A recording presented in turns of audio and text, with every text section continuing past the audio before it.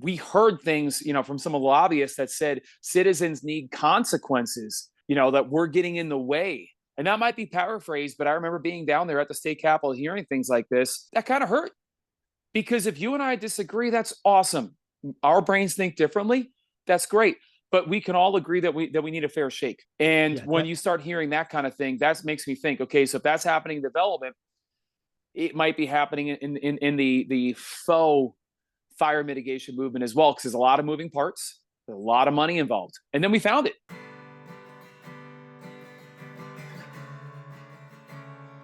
Welcome, Wild Ones. This is Josh Schlossberg, host of the Green Root Podcast, the official podcast of Eco Integrity Alliance, where we're on a quest to uncover the roots of the ecological crisis.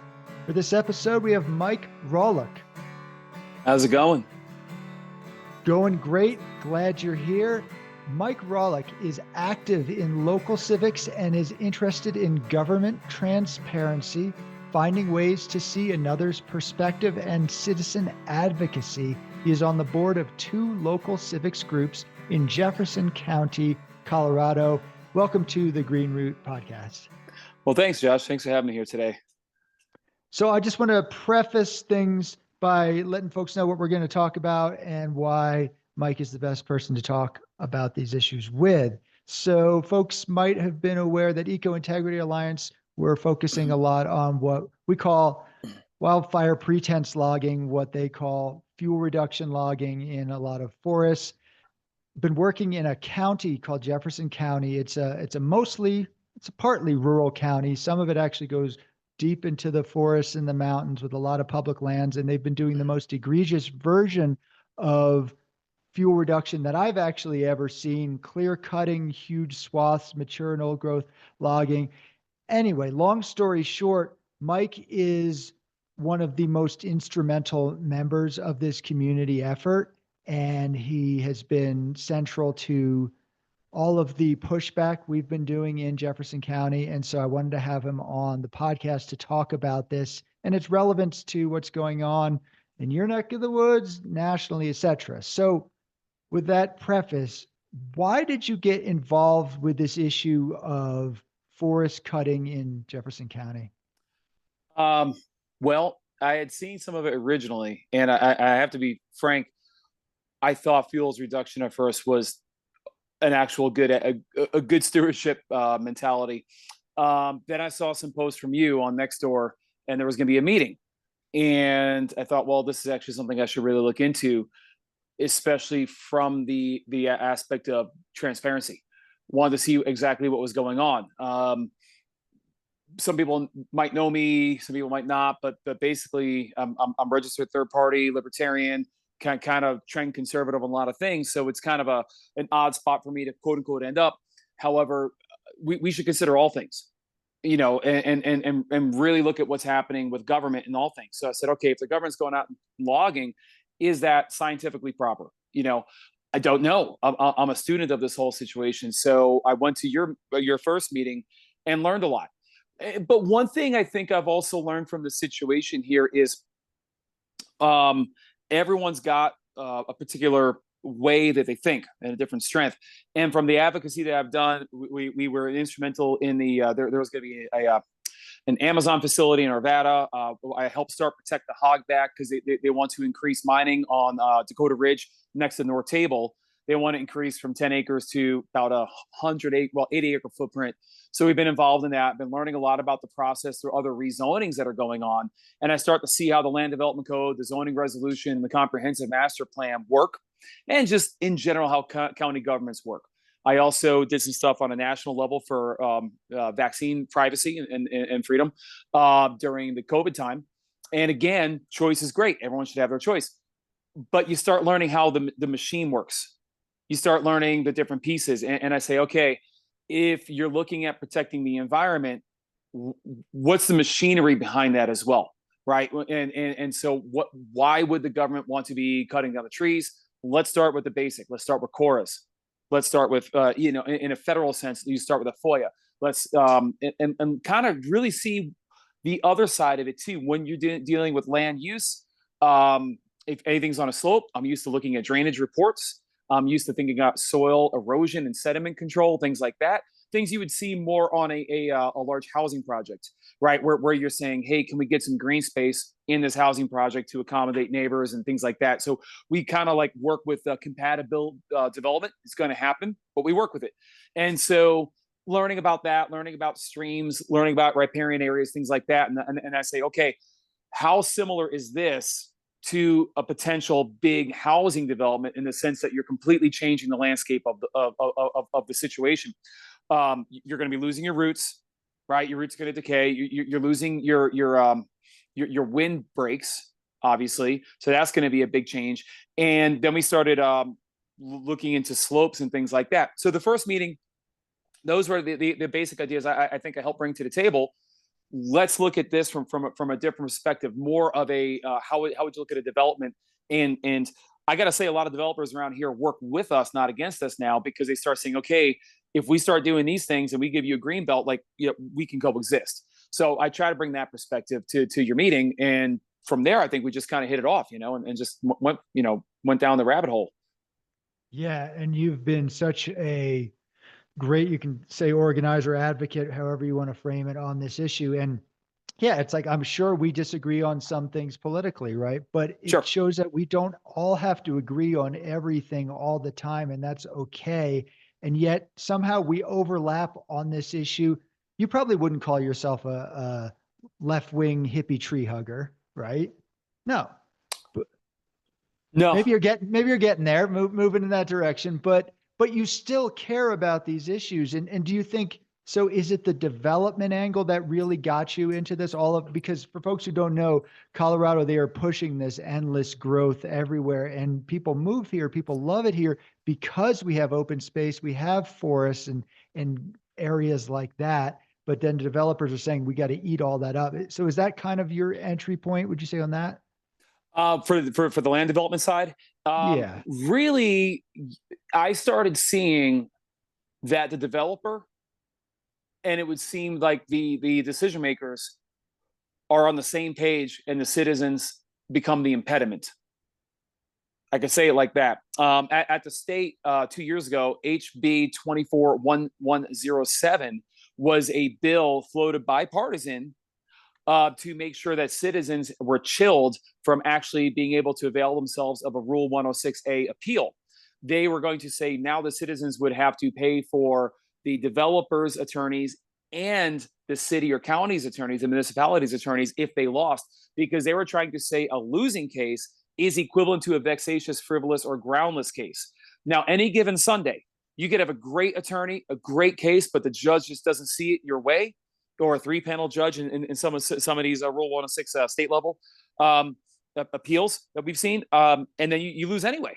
But it could be a grounded case. It could be a good case, but you might lose. So to conflate vexatious, with a case that just happens to lose, that's like saying, well, the Yankees are a horrible team because they lost a game. It's like, well, they win a fair bit, and they go out and they really work hard, and they have a well-founded strategy. Does that make them a horrible team? No. Does that make the case that we might have brought vexatious? No. But during that time, it was evident that we heard things, from some of the lobbyists that said citizens need consequences for stopping progression, that we're getting in the way. And that might be paraphrased, but I remember being down there at the state capitol hearing things like this. And that kind of hurt, because if you and I disagree, that's awesome. Our brains think differently. That's great. But we can all agree that we need a fair shake. And Yeah, when you start hearing that kind of thing, that makes me think, okay, so if that's happening in development, it might be happening in the faux fire mitigation movement as well, because there's a lot of moving parts, there's a lot of money involved. And then we found it. Right. Right. Yeah. So let's get into that in a second. But you did help me see that this issue isn't so much or only an environmental issue. I mean, it certainly is, and that's my main concern. But really, we're dealing with, I would say, a blockage of participatory democracy issue. And you've seen this in other avenues, and you're kind of bringing your knowledge to that. And so we're going a bit deeper and realizing that we're going to have to address this in some other ways. We're not going to reveal too much, but partly because, and I just want to take a moment to say hi to Jefferson County Open Space staffs and their operatives, because I know that they listen to this podcast and they, according to these CORAs, which is a Colorado level FOIA, Freedom of Information Act, Colorado Open Records Act. We know for a fact that they watch the podcast and they send it around. So hi Jefferson County. Thanks for tuning in. But so the CORA that you initiated, tell us about that and what we discovered. So we did a few, and I think the big takeaway was there were more plans than what we can normally see on the Jefferson County website. So for instance, we learned about Beaver Ranch Park. We learned about the exact acreage that they were looking to do. And then we also saw that there was a lot of grant money coming from CoSwap. And the grants have prescriptions. Which is it's a Colorado state entity funding forest management wildfire stuff. Right. And I think that's illuminating because they actually start talking about the diameters of the trees that should be cut down and by species. And I'm by no means an expert. However, when they talk about 70 to 90% of a specific tree, whether it's ponderosa or lodgepole or what have you, I don't have that memorized, but I remember the 70 to 90% of a tree from 24 inches diameter down to 6 inches. 24 inches, that's a huge tree, and that takes a long time to grow. So I think about this, and I look at it in the sense of what's the purpose of a wildfire in general? Seems to kind of clear out the underbrush, revitalize. Certain forests need it, right? Certain pine cones need it. I've been hearing about this since I was a child. I lived out in California for a while, and certain redwoods or whatever need the fire to open the pine cone. So I talked to a friend who actually works out in California. She used to teach Cal Fire's forest management classes, and according to her, they used to try this clear cutting method as well, and they found it did not work. It actually creates more meadow style fires, more wildfires that move much more quickly because you change your wind patterns. They had a problem with this. And from a human life perspective, even if you want to, reduce the fuels because of any other reason, if you cut an evacuation route off because of wind, if you end up hurting more people than you're helping, I love the trees, but I'm a human, right? So I want to look at that first, and then I say, okay, trees second, and then the last thing I think that we saw is on the core request, we had asked if they did a codex report or any other kind of meaningful interface with Colorado Parks and Wildlife or any other actual studies, and we found that we're looking into best practices, best management practices, things like this. So to me, when I hear BMPs or anything like this, I wonder, is that something that is just going to be told to the citizens to say this is happening? Or can we really trust the experts? And who are the experts? And do all the experts actually get in the room and debate? We don't get to really see those meetings nor participate. So experts have debated things for many years of many different topics, whether it's military strategy or medicine or whatever. And we can have our own opinions as well. So we would just like to be able to opine and be part of that process. So looking into it, I realized the citizens were largely not part of this process. However, we are taxed a half cent, I believe it is a 0.5% for a Jeffco open space. So these lands belong to the people. And so that kind of brings it in as well. It's like you're cutting parkland. And you're getting grant money and you're bringing in private companies. And I think the worst part for me is when you're cutting parkland, you're having a private company show up, possibly leaving burn piles for up to 2 years. And that was allowed in the grant as well. So you want to reduce fuels, but you might leave a few fireplaces around, which in a wind event could be really bad. You could put firefighters at risk at that point because firefighters are dealing with now a pile of logs or a pile of slash. And that's not going to be cleaned up. So I feel like that's not really very well worked out. You might have trucks going in and out of slopes. You might have slope degradation. And then the last thing is we looked at the Colorado Geologic Survey has an avalanche division, and they weren't consulted as far as we can find. Maybe they were, but we couldn't find it. And anything over a 30% grade is susceptible to avalanches or snowfall, falling, not snowfall, but snow falling down a slope. And we found some of these slopes that are getting clear cut or 30% grade or better. So where is the safety side of it?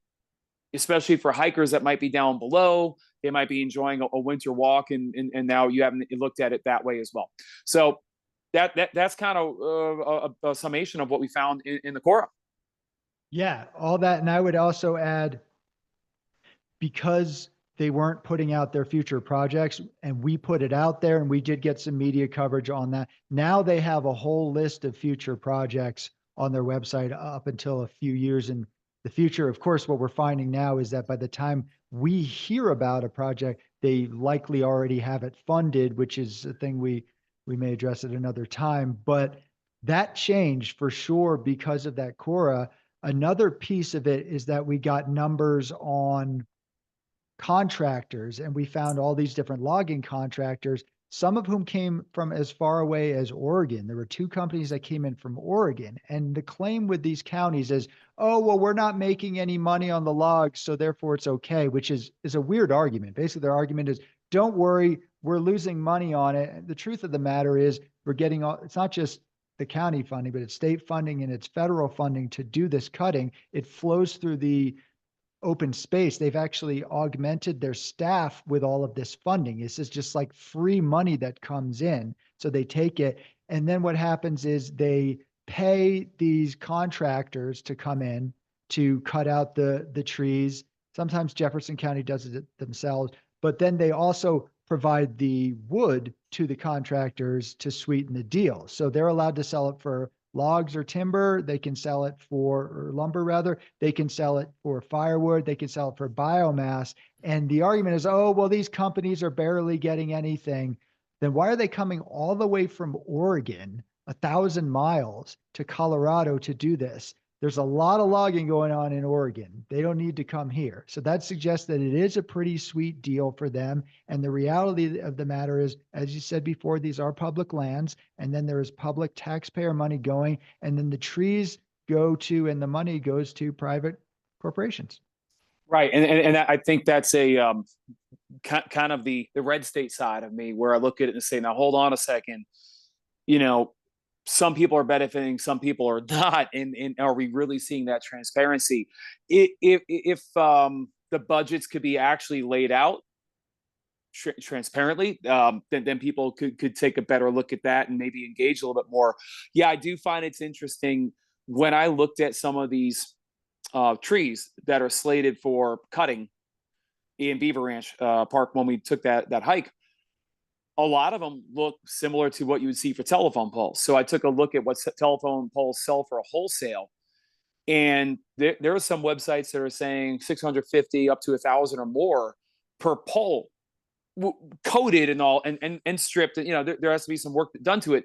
So what would the raw pole cost, you know, to someone who's going to get it prepped and coated for maybe even just a few $100s? But it is interesting how much money could be made. And you're kind of getting around the idea of medium to old growth cutting. You're cutting up to 24 inches and select over 24. They can select some over 24 inches. I had built a pony wall. I have a split level house, and I built a pony wall along the stairs. So I wanted shelves on one side, on the wall on the other. It turned out to be about 12 inches wide. It was very difficult to find a piece of wood that could do like a 14-inch, because I wanted like a little shelf and then a little overhang. You can't find old growth wood, so it becomes very valuable. I think I spent $120 on a random piece of wood I found at a lumber yard, kind of a specialty lumber yard. So I could see, cutting into a 24, 26, 30-inch diameter tree and taking that middle cut. And if you're getting a 20-inch by 4-inch, I mean, that's a heavy timber. Now, when it comes to heavy timbers itself, this is another interesting thing. We find that they have a new guideline. I'm sure everyone's heard about the WUI, Wildland Urban Interface, right? So they have new rules for building in the WUI that are coming out. I think it's like Appendix Z of the International Fire Code. Could be wrong, but I think it's Appendix Z, because I was talking to a fire marshal about this. Heavy timbers are allowed to be used in the WUI because they're resistant to fire. Now, hold on. If the tree can burn while it's green and live and sucking up water through its roots and doing its photosynthesis and all the other processes that I don't know about, but you can dry it out and put it on a house and then it's resistant, that I don't need to be a scientist to question that. You have more moisture but now it's more dangerous and less moisture, but it's less dangerous. And you have got more surface area. So you question that. Again, we get into the idea of the understory versus the canopy. And the last thing, as far as this goes in our journey together, we've been talking a lot about wind. And before we get into that, yeah. I just want to comment on a couple of things there. So yeah, we're talking specifically about the prescription, which is always their medical language for what they do, right? It's a treatment, it's a prescription, notice their language. But so Beaver Ranch Park, which is a park outside of Conifer, which interestingly enough is the town that the South Park guy, Trey Parker, was born and raised in. We tried to get a hold of him, but we weren't able to. But so that particular park, which we were able to find out about from the Cora, and we've been getting people out there on hikes. So that specific prescription where 2 feet, that's for there or above 24 inches.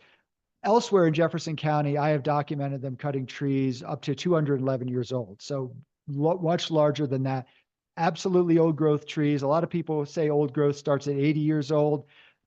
Some say it's 120, some say it's 200. It's old growth, extremely thick bark, fire resistant, all that, huge trees. Jefferson County privately claims in their emails that I found that they say, no, it has to be almost 300 years. So they're just making up numbers and terms and whatever. The issue is that these are large trees and they are cutting them. They are the most fire resistant trees in the forest. Whatever term you want to use for them is almost a moot point, right? It's the age, it's the valuable nature of them in the forest. And then, of course, the valuable nature of them to cut and sell. But yes, the wind issue. So you have been certainly increasing my interest. I've always seen that central to this issue of wildfire because all these studies show when you clear out a forest, it's more likely to, well, not just dry it out and heat it up, but to open it to wind spread. That is 100% documented in pretty much all science. But so tell me what your fascination and interest in this has been. Well, when we look at something like the disaster of the Marshall Fire or any other quick moving fire, Santa Ana driven fires in California, what have you, I think Australia's winds were big when they had that huge fire as well. Wind pushes fire very quickly. Unfortunately, if you have no wind blocks, then we saw up in Marshall where burning wind throw was getting chucked 1,000 feet, 2,000 feet, well beyond anyone's conception. I live in a neighborhood where, like I'm several houses back from any open space. I've always thought I was absolved, and I'm not. And that was a really big eye opener. We lost lives, we lost pets' lives and livestock lives. We lost a lot of homes. A lot of people were displaced. Wind.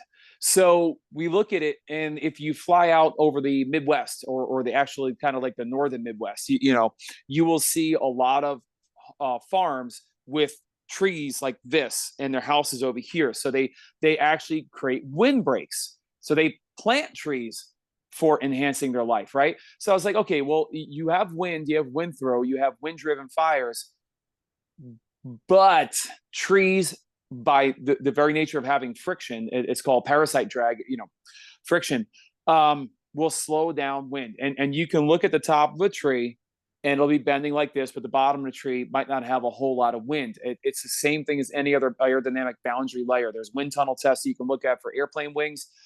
We talked to Reiner about that when he was building in the Midwest. He was doing wind tunnel tests on buildings, and he had to figure out how much wind comes up over a building and almost crashes like a wave over a reef. And then after that, it slows down, but they had to reinforce certain sections of a roof. And it's interesting like that. These things haven't been considered when you clear cut. We have talked to folks in the neighborhood that are near the clear cuts, and they say, I've never seen wind like this. Since they clear cut, it's been really bad, and I'm actually more afraid. So again, going from that people first perspective, if you cut these trees thinking that you're doing something good and the neighbor says, hold on, the wind is really bad and I'm more afraid now than ever, that is a red flag to relook at the science before you go forward. Get some aerodynamic studies in there, see what the boundary layer is actually doing. And you could take a poll. You could take a poll and say this is 100 feet, and you could have wind stations every 10 feet in a forest, and one in the clearing. And you can see the different degradations. And I know MREL does studies like this as well for obviously placing windmills and what have you, but you'd have to look at it. There's also wind down valleys. You have things called katabatic winds. So as it comes up and over a ridgeline and then dives into a valley, wind will compress, it'll heat up and it'll speed up. And those trees might be blocking that process. But when you get those trees on the leeward side of a valley, you might be causing more problems. And in Beaver Ranch, we saw that one ridgeline. We saw that then it drops down about 30% grade towards Castro Creek, I think it is. And you've got that road. So I think Foxton Road. So if you're now helping drive fire faster down through new growth, shrubbery, and towards Foxton Road, are you affecting an evacuation route for local citizens? Again, I believe that the wind needs to really get studied. That is such a great overview of this. And here's the irony of the situation. You are such an excellent resource, and Jefferson County Open Space, Jefferson County commissioners, and across the state of Colorado, frankly, should be listening to what you're saying and paying attention. Instead, they see any criticism as basically an enemy combatant in a war and that's putting out disinformation. And we know for a fact they believe that because we have a new Cora that I recently did, and I'm not going to talk too much about it right now because I want to save the information. But basically, we know for a fact that they know we make valid points in the science and that they are intentionally not engaging because they seem intent on a disinformation campaign. So instead of seeing you as like, how can we get over the obstacle that is Mike? It's like, how can we listen to what Mike has to say? How can we incorporate that? And I would say we have some angle potentially on this wind issue because it's so central, but because it was, I think it was a little bit over a year ago. So after they were doing all the cutting at the parks, we had a windstorm, which is pretty typical because we're in the Rocky Mountains of Colorado. That happens all the time. And hundreds, if not more, several hundreds of trees fell from the areas of their clear cuts. Now, we already knew all about this. We warned them about it. Everyone knows that if you cut down trees, you open the stands to more wind, and a lot of these trees might not have as deep roots because they grow up supporting one another. But it was so egregious and so many people complained that they had to do something about, well, they had to look into it, and they claim they're going to be taking that into account. So I think that's a great angle. You would think they'd be calling you, ringing the phone off the hook saying, Mike, we're really concerned about this. Instead, they're stonewalling us and keeping us out of the democratic process, I would say. Yeah, I really wish they would just call MREL and Sure. and talk to the wind experts. Now, I'm no expert. I just know the basics. But you're bringing up the points in a comprehensive way. And as a citizen advocate, that is your job. Your job is not to know everything about everything. It's to say, hey, I have a decent knowledge of this. What about this point? And then a government's supposed to say, hey, you know what? Let's move forward on that instead of ignore, defame, as seems to be the Jefferson County approach, right, guys? What would seem to be, in general, what I've noticed is any government will say, well, you're not an expert. Why? Because you don't have a certificate next to your name. You don't have a degree. I would then look at the classic liberal of the 1700s that would literally learn anything they needed to learn, read, study, ask questions, and be unafraid of their own ignorance. I walked into your meeting ignorant and willing to learn and willing to apply some ideas, so, but in general, I find in society that if you don't have the certificate next to your name, if you're not a doctor, you can't talk about vitamins, things like that. Well, It gets sad. That's a crazy approach. And of course that would be absurd because that would mean no journalist could ever write a piece. No one could ever say anything. But here's the truth of the matter.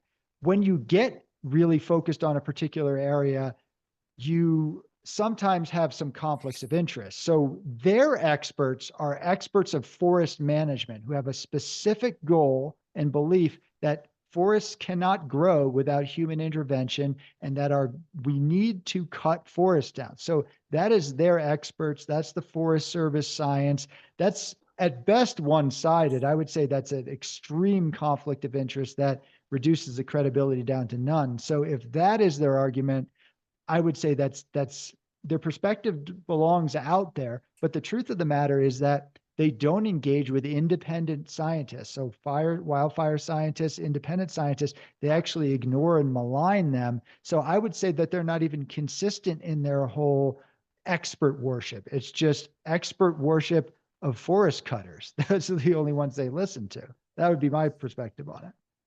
Yeah, and also in that sense, they take the expert's word in the sense of what the forest level should be, and that's one more thing that we found consistently. They set an arbitrary standard of what the forest should be based on the 1930s. One thing that I did ask in the core request are if there were aerial photography done, of the areas that they were cutting versus not cutting. They came up with nothing in that core. They might have them, I just didn't see them. They're not in there. So you need to have a baseline when you're looking at anything study-wise. So their baseline was the 1930s. Unfortunately, if we look at the 1930s, that was the oh my gosh, the Great Depression. And conservation wasn't a huge movement at the time. And conservation could be seen as an impediment to progress. Now we can see how you can still build a society and keep your environment, because clean water is nice. Clean air is nice. I might still want to drive a car, but, I got to do a better job with the cars that I pick, and to have clean air, clean water, and not change oil and, drip it in the yard. You got to do things better and better and better.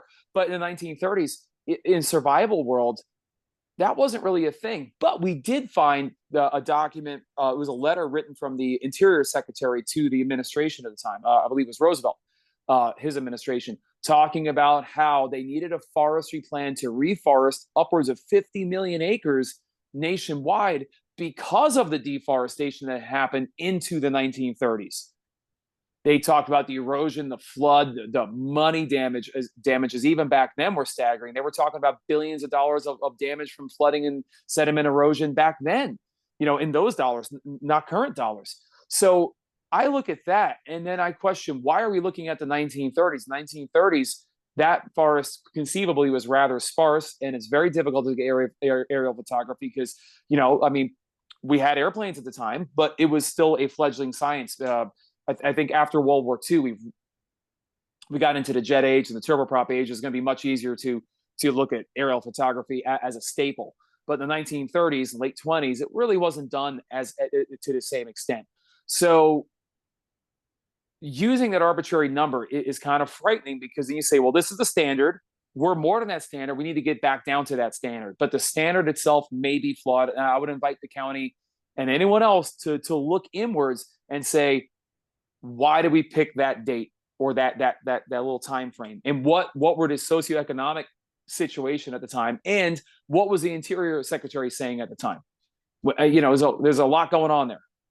All that's totally accurate. And we actually have a bunch of studies up on the Eco Integrity Alliance website talking about the historical condition of forests and how they take some kernel of truth and then they distort it and apply it everywhere. And, that can get kind of complicated. But yeah, you bring up some excellent points in that regard. And something that's worth mentioning, and I'm looking at the blog post right now just to refresh myself. So this Beaver Ranch Park, which is just one of these thousands of acres that they've cut or they're planning to cut in Jefferson County.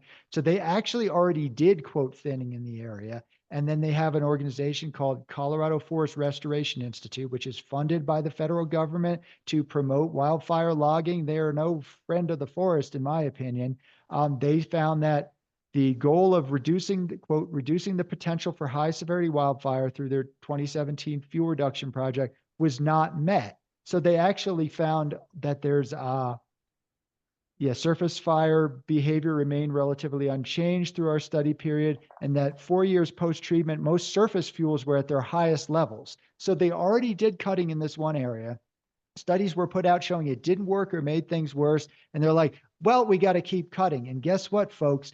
That is their plan. People like to think they're going to come in, cut in the small diameter trees and be out forever. They're going to clear cut. They're going to cut the oldest trees, and they're going to keep coming in there nonstop as long as they keep getting funding. And the other piece is that Jefferson County, Boulder County, and City of Boulder funded their own study in 2021, which came out in 2022. They wanted to figure out, does this stuff work? And guess what?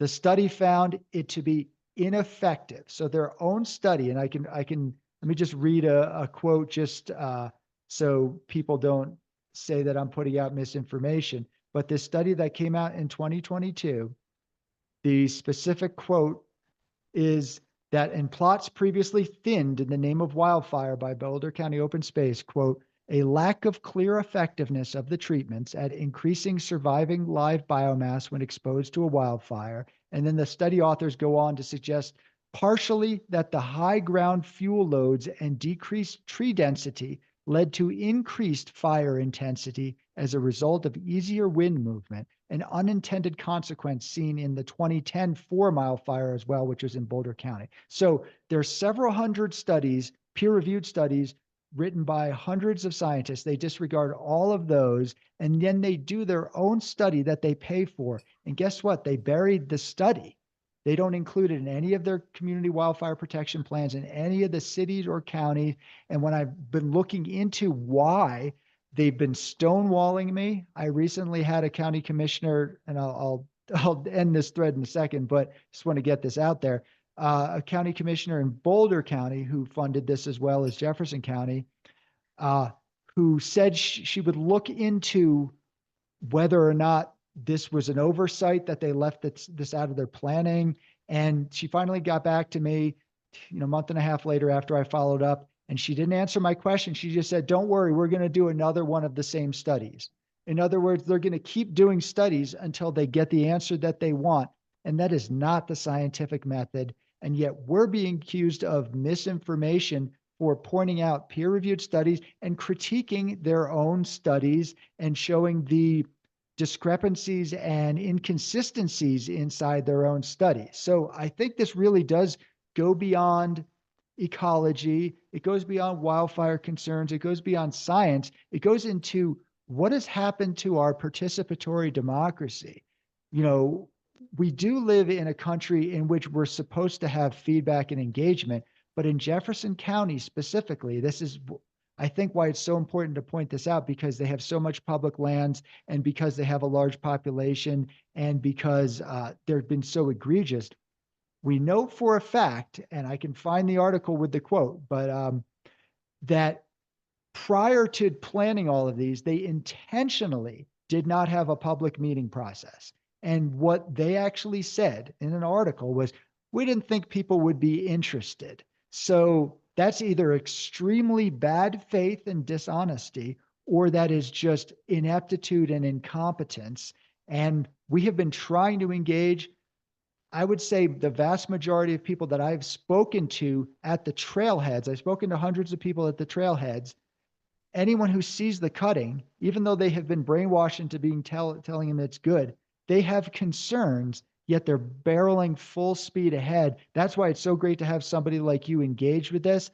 This is a tough fight. I think it's going to get worse before it gets better. But I do think we are making some progress, and we just have to keep at it, because the key to folks who, and I'll use this word, it stinks a bit of authoritarianism. Basically, they have an agenda that they're going to push no matter what information contests it, and they see the public as nothing more than an obstacle. And in fact, some of their private documents use war terminology just to refer to members of the public. I guess, my rant, I'm not sure where I'm going with this, other than to say that things have really gotten out of hand in this county. And I think it's time that we address what participatory democracy means. And a lot of people are concerned about things like fascism. You can say authoritarianism at the federal level. We have Trump. Sometimes we can look locally and we can find this. And here's the last thing I'll say on this, because this is the most uncomfortable elephant in the room. And I suspect why this has been really actually hard to push back, and why media has done a decent job of covering, but has not been willing to wade too deep. It's because pretty much everyone we're dealing with who is pushing this forward in Colorado is a Democrat. So you can't just blame the Republicans on it, which is what a blue state tends to do. So do you think that that is part of the issue here?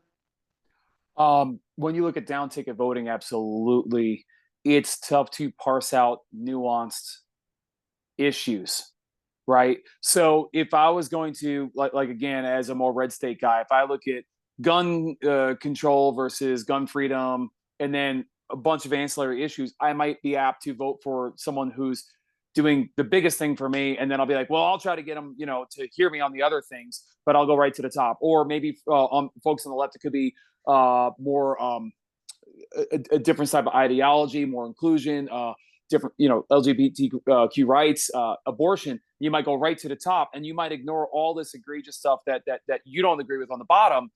So my issue is where is the third, the fourth, the fifth, the sixth parties that we can really get in there and have these conversations. And when someone is in power, it's kind of like the Axl Rose syndrome to me. It's like, well, I'll stay in power no matter how upset you are. Back in the 80s, if anyone remembers Guns N' Roses, the guy would be showing up 2 hours late to every show. Promoters could be upset, but they're a multi-platinum selling artist. And Axl's like, I don't care. It caught up with him at a certain point. When I was a realtor, I saw this in real estate. Like if it's a seller's market, the seller agents might act like rock stars. Hey, I got 30 offers in a day. What do you got for me? But then things might change in a buyer's market. So they might say, oh, hey, how's your buyer like the house? Do they want to come back? So things change. And that's a human frailty issue to me. It's like, if you're in power, how you treat others is indicative of who you are, what your soul is. If you have extreme power and you have extreme kindness and benevolence and listening and teamwork and inclusion, that's really special. So when we have entrenched power as a supermajority, one side or the other, you will tend to find these fringe discussions get muted. And I wouldn't even say this is a fringe discussion, but yeah, it's not the top of people's concerns. But ironically, in a way it is, because wildfire is a major concern in the West. But the thing that we all know, I don't even think there's any disagreement on this in the science or even in politics. Defensible space and home hardening, right around the homes. We're talking about up to 100 feet, taking care of certain things on the home. Some of the vegetation, you don't even need to clear cut, but we're talking less than 100 feet around a home, 15 to 60. Different science says different things, but that is definitely consensus. It's almost unanimous, Yeah. in fact. So that we all know we need to do. But there's a small bit of funding for that. And meanwhile, there are literally tens of billions of dollars that are going around for wildfire industrial complex and this logging. So what a lot of people are doing, so we're not just saying don't do anything, right? We're agreeing there is a concern with wildfire. Let's focus our primary attention and funding on the thing that we know works and matters. But instead, the vast majority of it is going towards out there in the forest. And you have one ember float in from a mile away, no matter how much you chop out of a forest, and the home is not hardened, it's meaningless. And I would argue that the cutting in the forest not only is ineffective, but it's counterproductive and makes things worse. Let's do the community. And they're not. And this is my take, and you feel free to disagree. I'm starting to think more and more, a lot of this is around development. So this need for endless growth. So what you have to do is you have to pretend that everything's good. Look, we cut down all our forests. You're safe to keep building homes. That's the way I'm seeing it. I don't know. What's your take on any of those pieces? Well, first of all, apologies for using the word fringe. What I meant is it's not one of the top tier MSNBC, CNN, Fox, whatever, where people just kind of get really wrapped around the axle about. No, you're right. 100%. So, but it's these are the topics that I believe are important because they are the fabric. Because while I might be worried about Trump, Biden, Obama, Clinton, Bush, what have you, if my house burns down, that is what affects me. So the home hardening, I must say, I live now in a Arvada Fire Protection District. They do an amazing job of, they will come out to any community. They will check all the stuff in your house, replace fire detectors. They'll work on home hardening. They will do community events where they'll do slash and clean up and stuff like that. They're amazing, just frankly amazing. And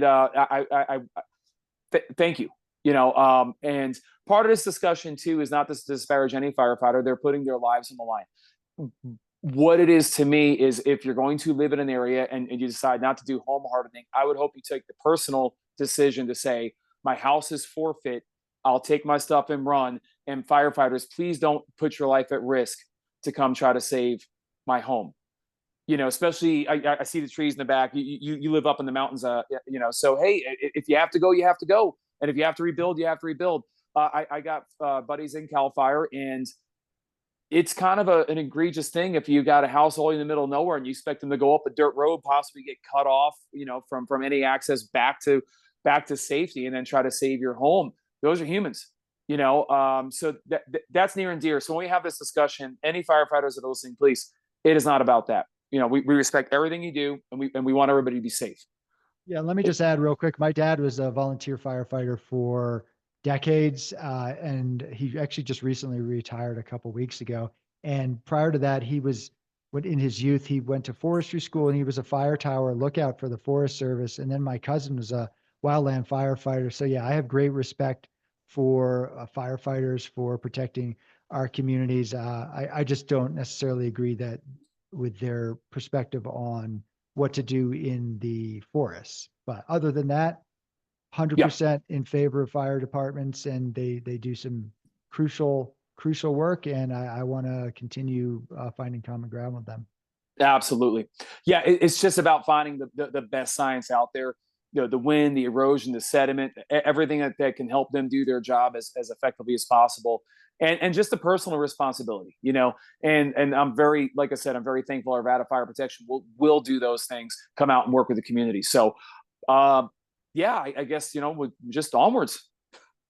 Yeah. Well, Mike, thank you so much first of all, for everything that you do on this issue. It's been really, really important. And this has been a tricky campaign just because of the terrain, both politically and physically in Jefferson County. So you've been instrumental, and we are making progress, and we're going to keep pushing forward on that. And I want to also thank you for coming on the podcast. This is an important topic, and I'm really glad that you're here to talk about these things. Well, thank you, and thank you for including me. And I kind of felt like a fish out of water, joining a group and working with you. But I feel nothing but love from everybody that I'm working with on this. And I truly, if the county see this, I truly want to feel that same love from them as well. Like I want us to come together. I want the county to listen to Josh and all the science he's been through, people that he knows, the experts out there, and try to find just a better way. Just keep ratcheting up the professionalism and finding the best solution to protect humans and our environment. Amen. Thank you very much, Mike. Thanks.